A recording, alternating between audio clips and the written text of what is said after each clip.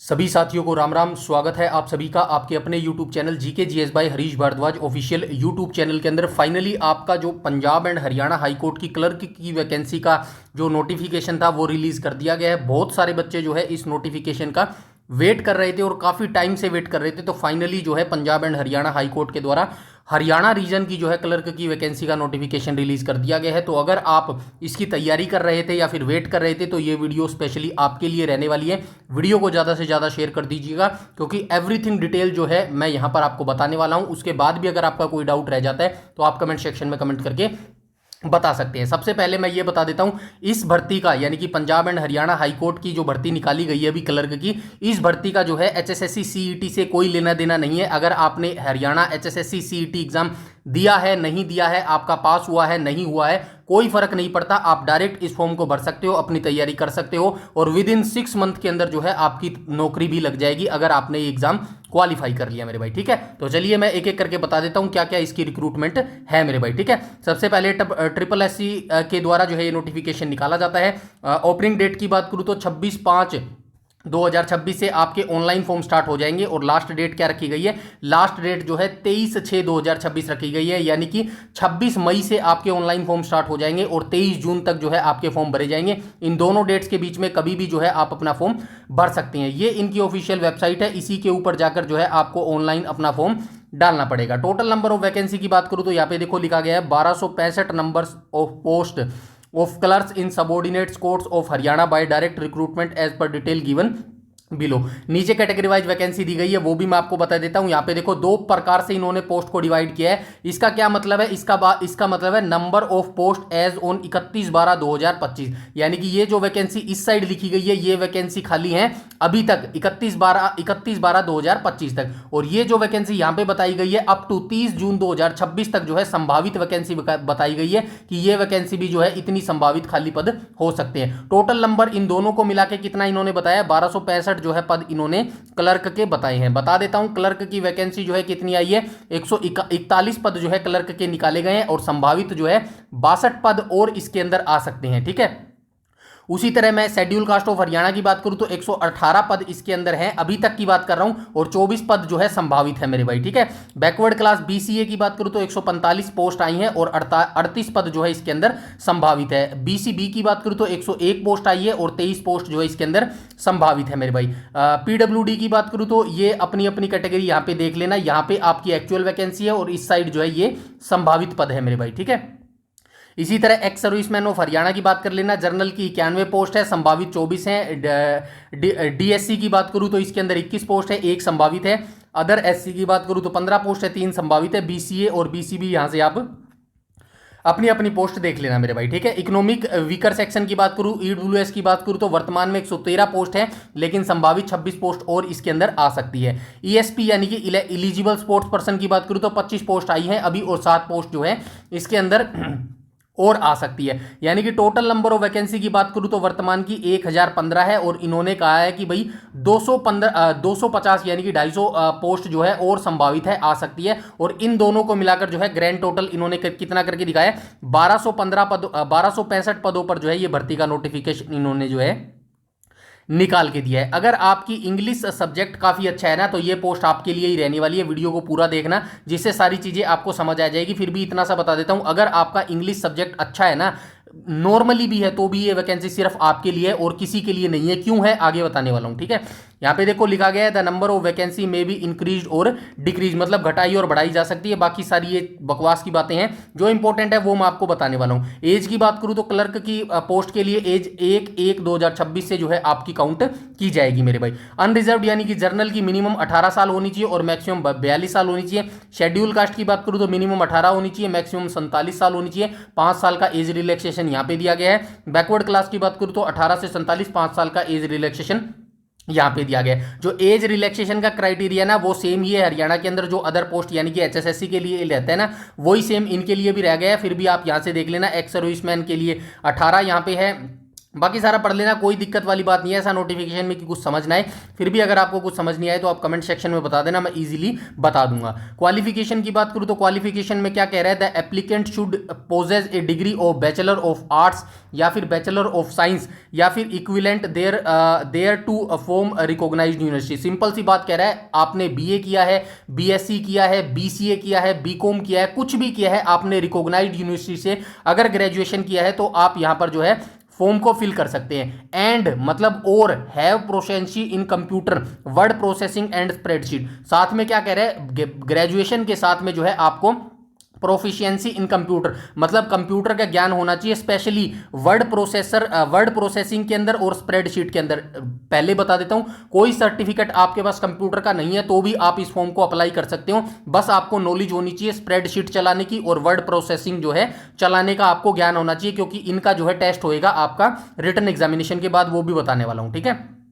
तो सिंपल सी बात है, क्वालिफिकेशन आपके पास नॉर्मल ग्रेजुएशन है तो आप इस फॉर्म को भर सकते हैं। आगे चलते हैं, the applicant should fulfil conditions of qualification on the last date receipt of application 23 June 2026। तो ये सारी जितनी यहाँ पे मांगी गई है ना एजुकेशन क्वालिफिकेशन, वो सारी आपकी जो है 23 जून से पहले जो है कंप्लीट हो जानी चाहिए, अदरवाइज आप फॉर्म यहाँ पर नहीं भर पाएंगे मेरे भाई, ठीक है। यहाँ पे डिस्क्वालिफिकेशन है, कोई ज़्यादा जरूरी नहीं है। और आगे चलते हैं भाई, और क्या क्या कुछ दिया गया है यहाँ पे देख लेते हैं। डिटेल्स ऑफ फीस, फीस इन्होंने बढ़ा दी है, बिल्कुल बढ़ा दी है। पहले जो है जर्नल की मेरे हिसाब से 1000 रुपये फीस ये लेते थे, अब इसके अंदर भी जो है बढ़ोतरी कर दी है, 200 रुपये फीस, अब ये 1200 फीस ले रहे हैं। मतलब कि युवाओं को, ये जो स्टूडेंट्स है ना, इनको काट लो, किसी भी तरीके से नहीं छोड़ना है। कैसे नहीं छोड़ना है अभी बताऊंगा। ये देखो, for male and female SC, मतलब जो भी मेल और फीमेल है एससी कैटेगरी के, एससी ओएससी बीसीए, इन सभी की फीस कितनी लगने वाली है, टोटल 710 रुपये फीस लगने वाली है। ऑनलाइन फैसिलेशन चार्ज 550 ले रहे हैं, एग्जामिनेशन फी 160 ले रहे हैं। पर्सन विद बेंचमार्क, ये जो पीडब्ल्यूडी कैंडिडेट होते हैं, इनकी कोई भी फीस यहां पर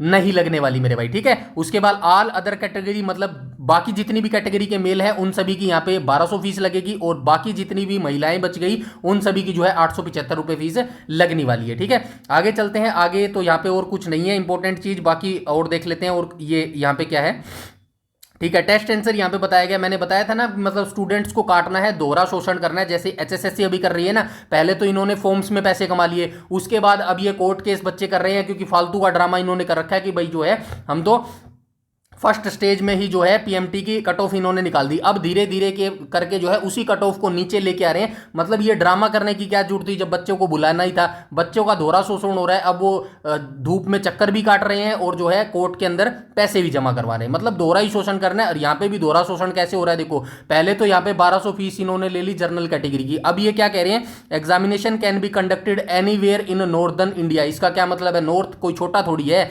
नॉर्थ में कहीं पे भी आपका एग्जामिनेशन सेंटर दे देंगे, और वहां पर आपको बाय बस या फिर बाय रेल जाना पड़ेगा, सीधी सी बात है। यहां पे भी आपको किराया लगाना पड़ेगा मेरे भाई, ठीक है। उसके बाद देख लेते हैं मोड ऑफ सिलेक्शन कैसे होगा। तो 3 चरणों में आपका ये सिलेक्शन होने वाला है, मतलब ठीक है 3 चरणों में आपका सिलेक्शन होगा, यानी कि 3 स्टेजेस आपकी इस एग्जाम के अंदर रहने वाली है। मतलब कि सिंपल सी बात है, ये कह रहे हैं कि हम इजीली आपको नौकरी नहीं देंगे, आप चाहो तो क्विट कर दो, सरकारी नौकरी छोड़ के कोई और तैयारी कर लो। सिंपल सी बात है, मतलब अपने ऊपर बात नहीं लेना चाहते कि हम सरकारी नौकरी खत्म कर रहे हैं, ये नहीं कह रहे, ये कह रहे हैं कि आप ही के ऊपर है, करो या ना करो। अब इतना डिफिकल्ट बना देते हैं एग्जाम को कि बंदा सोचे यार फॉर्म भरने से पहले कि भरूं या ना भरूं। अब क्यों मुश्किल है, ये देखो, पहले आपका रिटन एग्जामिनेशन होगा जिसमें जनरल नॉलेज जीके आपसे पूछी जाएगी, 50 क्वेश्चन, एक क्वेश्चन 1 मार्क्स का रहेगा, ऑब्जेक्टिव टाइप पूछा जाएगा, ठीक है, और 50 मार्क्स का ये रहने वाला है। उसके बाद सेकंड पेपर होगा आपका इंग्लिश का मेरे भाई, ठीक है। इंग्लिश आपका जो है ऑब्जेक्टिव और सब्जेक्टिव रहेगा, ठीक है। इंग्लिश में आपके 2 पार्ट होंगे, एक ऑब्जेक्टिव होगा और एक सब्जेक्टिव होगा मेरे भाई, ठीक है। टोटल 50 मार्क्स का इंग्लिश और जीके का 50-50 मार्क्स का होगा मेरे भाई, ठीक है। यहाँ पे देखो लिखा गया है सेकंड पार्ट जो होगा ना आपका इंग्लिश कंपोजिशन का सब्जेक्टिव, इसके अंदर क्या पूछा जाएगा, एसए आपसे पूछा जाएगा 150 वर्ड का, जो कि 10 मार्क्स का रहेगा। लेटर 5 मार्क्स का पूछा जाएगा, प्रेस से 5 मार्क्स का होगा। Translation from Hindi to English ये आपका 10 मार्क्स का रहेगा, ये जो है टोटल 30 मार्क्स का रहेगा। और जो ऑब्जेक्टिव आपसे पूछा जाएगा, ठीक है, ग्रामर वगैरह जो भी होती है वो 20 मार्क्स की पूछी जाएगी। इन दोनों को मिलाकर जो है इंग्लिश 50 मार्क्स की आपके पूछी जाएगी। अब मेन लाइन यहां पे आइए, देखो 33% इन ईच सब्जेक्ट, ये क्या कह रहा है, मतलब कि दोनों सब्जेक्ट इंग्लिश और जीके दोनों में आपके 33% मार्क्स आने चाहिए, यानी कि 50 में से 17 मार्क्स जो है आपके आने चाहिए इंग्लिश में भी और जीके में भी। उसके बाद क्या कह रहा है, but no candidate shall be considered to have qualified the test unless he she obtain 40 marks in the aggregate of both subject. मतलब कि मिनिमम तो इन्होंने क्या कर दिया, सेपरेट वाइज कर दिया इन्होंने 33%, लेकिन कह रहा है बोथ, मतलब दोनों को ऐड करके आपके 40% आनी चाहिए, तब जाके मैं जो है आपको इंक्लूड करूंगा लिस्ट के अंदर। और 40 पे भी ये मत सोचना कि आपका जो है नाम आ जाएगा लिस्ट में सीपीटी के लिए, वो एक मिनिमम क्राइटेरिया इन्होंने सेट किया है, समझ रहे हो। थोड़ा सा बता देता हूं ये क्या कह रहा है, आपके 2 पेपर होंगे, एक जीके का होगा और एक इंग्लिश का होगा। जीके में मिनिमम इन्होंने क्या किया है, 33% आपको इसमें लाने पड़ेंगे और 33% इसमें लाने पड़ेंगे, यानी कि 50 में से आपको 17 मार्क्स इसमें लाने पड़ेंगे और 50 में से 17 मार्क्स जो है इसमें लाने पड़ेंगे। लेकिन इसके बाद कह रहा है कि इसके बाद भी कंडीशन अभी एक और है, ये क्या कह रहा है कि इन दोनों को मिलाकर जो है आपके 40 मार्क्स बनने चाहिए, यानी कि 40% बनने चाहिए, तब जो है आप एलिजिबल होगे उस लिस्ट के लिए। उसके बाद कट ऑफ कितनी जाती है वो आपके ऊपर डिपेंड करता है कितने आप मार्क्स ले सकते हो। आई होप यहां तक सारी चीजें आपको समझ आई होंगी। इसके बाद चलते हैं, अब जो बच्चा यहां से निकल गया, इस स्टेज से निकल गया, उसके बाद आगे जाएगा, कैसे जाएगा। अच्छा, यहाँ पे नेगेटिव मार्किंग भी है, देखो there will be negative marking in multiple choice question. जो मल्टीपल चॉइस क्वेश्चन होंगे ना आपके ऑब्जेक्टिव टाइप, सिर्फ उसी के लिए आपकी नेगेटिव मार्किंग रहेगी, और कितनी रहेगी, 1/4 रहेगी, यानी कि 0.25 मार्क्स जो है आपके डिडक्ट होंगे एक गलत आंसर पर मेरे भाई, ठीक है। Candidate shall have to type subjective part examination of English composition और computer with the stipulated time period, मतलब अलग से आपको टाइम दिया जाएगा ये जो सब्जेक्टिव टाइप के लिए। अच्छा, एक और इंपॉर्टेंट चीज आपको बता देता हूं, वैसे सबको पता होगी, किसी को नहीं पता, कोई नया पहली बार दे रहा होगा तो उसको बता रहा हूं। पूरा पेपर आपका ये इंग्लिश मीडियम में होगा। कभी आपको लगे कि जो इंग्लिश तो चलिए इंग्लिश में ही आती है, लेकिन जो जीके आएगी ना वो आपकी इंग्लिश में आएगी भाई। कभी आप हिंदी मीडियम हो और आपको लगे कि यार फीस भी दे दी है तो हिंदी का सारा इंग्लिश में आ गया, समझ ही नहीं आ रहा, तो पहले ही बता रहा हूँ पूरा पेपर आपका इंग्लिश मीडियम में आएगा मेरे भाई, ठीक है, समझ गए। आगे चलते हैं, आगे क्या कह रहा है, आगे ये कह रहा है कि भाई आगे कहाँ थे हम, यहाँ थे, ठीक है।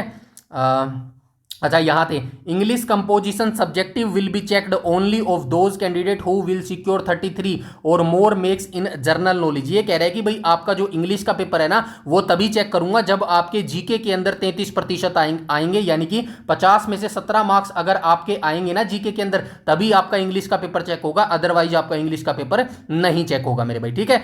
Thereafter out of total candidate who qualify the written examination computer based test, आपका सीबीटी होगा भाई, याद रखना, ऑफलाइन पेपर नहीं होगा, ऑनलाइन आपका पेपर होगा। The number of candidate category wise decided by the high court will be called for computer proficiency test. मतलब कह रहा है कि भाई कैटेगरी वाइज जो है आपको आगे भेजा जाएगा सीपीटी के लिए। और आगे क्या कह रहा है, marks of this computer proficiency test would not be counted determining the final merit list test only of qualifying nature. तो ये जो आपका सीपीटी टेस्ट होगा ना, मतलब कि रिटन एग्जामिनेशन के बाद आपका सीपीटी होगा, वो केवल ओनली क्वालिफाइंग नेचर का होगा, उसके मार्क्स आपके फाइनल मेरिट लिस्ट में नहीं ऐड होंगे। Computer proficiency test shall comprise of 2 part. जो आपका कंप्यूटर सीपीटी होगा ना, कंप्यूटर प्रोफिशिएंसी है, इसमें भी 2 पार्ट होंगे, मतलब टोटल 3 स्टेज, अब ये 2 हो गया, 5 स्टेज हो गई मेरे भाई।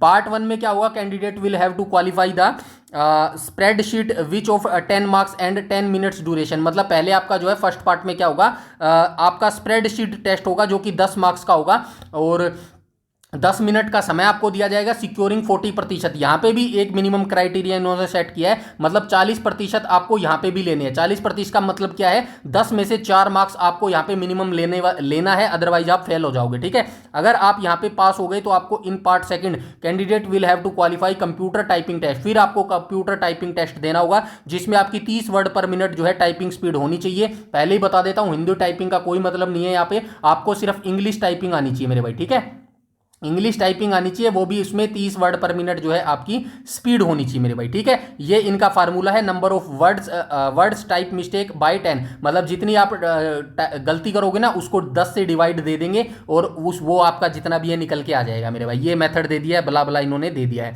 उसके बाद एक और इन्होंने कमाने का मेथड देख रखा है भाई, अगर आपको लगता है कि ऑब्जेक्शन, मतलब कोई है किसी क्वेश्चन में जो है ऑब्जेक्शन है आपको कि भाई आप सही करके आए हैं और आयोग ने उसको गलत दे दिया, तो 25 नंबर जो है आपको माफ़ कीजिए 25 रुपये जो है अलग से देने पड़ेंगे, तो वो ठीक हो जाएगा मेरे भाई। ठीक है, यहाँ तक सारी चीज़ें क्लियर है। बाकी इसके अंदर नोटिफिकेशन के अंदर कुछ नहीं है, अगर देख लेता हूँ कुछ है तो और भी देख लेते हैं, आगे चलते हैं। और इसके अंदर कुछ नहीं है, सारी चीज़ें मैं पढ़ चुका हूं और सारी चीज़ें मैं आपको बता चुका हूं मेरे भाई। ठीक है, इसके अलावा कोई भी अगर आपका डाउट है तो आप कमेंट सेक्शन में कमेंट करके बता सकते हैं। अगर मेरा ओपिनियन जानना चाहते हैं, अगर आपकी इंग्लिश सब्जेक्ट अच्छी है, ठीक है, अगर आपकी इंग्लिश सब्जेक्ट अच्छी है तो डेफिनेटली इस फॉर्म को भर दीजिएगा। पैसे मत देखिएगा, कभी आप सोचो कि 1200 रुपये जो है वेस्ट हो जाएंगे। एचएसएससी के ऊपर डिपेंड रहने की बिल्कुल भी जरूरत नहीं है, क्योंकि एचएससी जिस स्पीड से चल रहा है, जैसे उसके हालात है ना, बहुत मुश्किल काम है, वहां पे धक्के खाने वाला काम है मेरे भाई। ठीक है, और यकीन मानिएगा इस एग्जाम को लिमिटेड बच्चे भरते हैं, क्योंकि सबको पता है इंग्लिश में पूरा पेपर आता है, बहुत अच्छे लेवल का पेपर आता है, और छटने वाले बच्चे जो होते हैं ना वो सारे इसके अंदर बैठते हैं। सबसे पहले बताऊं तो एसएससी वाले बच्चे इस फॉर्म का बेसब्री से इंतजार करते हैं मेरे भाई। तो अगर आपकी इंग्लिश सब्जेक्ट अच्छी है तो डेफिनेटली इस फॉर्म को भर दीजिएगा और अपनी तैयारी लग जाएगा। मिनिमम 6 मंथ के अंदर जो है ये पूरी भर्ती कंप्लीट कर लेता है पंजाब एंड हरियाणा हाईकोर्ट, और 6 महीने में जो है आपका सिलेक्शन हो जाएगा और आप हरियाणा एंड पंजाब हाईकोर्ट के हरियाणा रीजन में किसी भी कोर्ट में जो है क्लर्क लग जाएंगे। परमानेंट जॉब है, सैलरी भी अच्छी है, सारी छुट्टियां छटियां सब कुछ इसके अंदर मिलती है मेरे भाई। इसके अलावा कोई भी अगर आपका डाउट क्वेरी सजेशन हो तो कमेंट सेक्शन में कमेंट करके बता देना, डेफिनेटली आपका रिप्लाई मैं कर दूंगा मेरे भाई। ठीक है, तो नोटिफिकेशन टेलीग्राम पर शेयर कर दूंगा, वहां से आप खुद भी पढ़ सकते हैं और टेलीग्राम ज्वाइन कर लेना। और वीडियो अच्छी लगी तो बस लाइक कर देना और शेयर कर देना मेरे भाई। ठीक है, इस वीडियो में इतना ही, मिलते हैं नेक्स्ट वीडियो में बहुत जल्द, तब तक के लिए धन्यवाद।